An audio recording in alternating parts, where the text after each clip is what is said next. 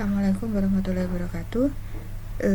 Kuliah kita semester ini dengan nama mata kuliah adalah kecerdasan bisnis, atau dalam bahasa Inggrisnya adalah business intelligence. Ya, hari ini kita akan coba jabarkan mengenai konsep dari kecerdasan bisnis atau business intelligence, kemudian kenapa kecerdasan bisnis itu diperlukan, dan tools atau alat dalam pengembangan business intelligence. Oke, sebelum masuk ke pengertian BI secara lengkap, kita sering dengarkan kata-kata intelijensinya tinggi. Sebenarnya apa sih intelijensi? Intelijensi menurut Michael H. Beckett, intelijensi adalah kemampuan belajar, memahami atau menyesuaikan situasi baru, kemampuan berargumentasi, mengaplikasikan pengetahuan untuk memanipulasi lingkungannya, atau berpikir abstrak. Nah, biasanya kalau anak pintar itu disebutnya, kita sering sebut intelijensinya tinggi, berarti dia kemampuan belajarnya bagus, kemampuan memahaminya bagus, dan seterusnya. Ini juga, tapi ini sifatnya adalah sistem. Oke, kemudian disangkutkan dengan BI tadi. Apa itu BI?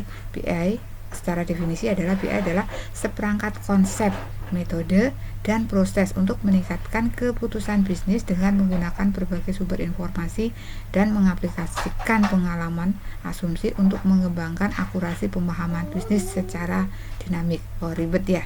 Secara gampangnya gini, dengan BI kita menggunakan sumber informasi untuk bisa memahami proses atau kondisi bisnis kita. Artinya kita punya data yang jumlahnya sangat banyak, kita dapat informasi dari situ, kurang lebih seperti itu. Oke, kemudian BI itu di dalamnya kita bicara bagaimana cara mendapatkan data, mengelola dan menganalisisnya untuk menghasilkan informasi dan mendistribusikannya ke seluruh organisasi untuk meningkatkan keputusan taktis dan strategis. Nah, kata kuncinya di sini adalah meningkatkan keputusan taktis dan strategis. Artinya output dari BI ini diberikan kepada level dari middle management sampai top management, karena ini sifatnya untuk membantu menghasilkan keputusan taktis dan strategis.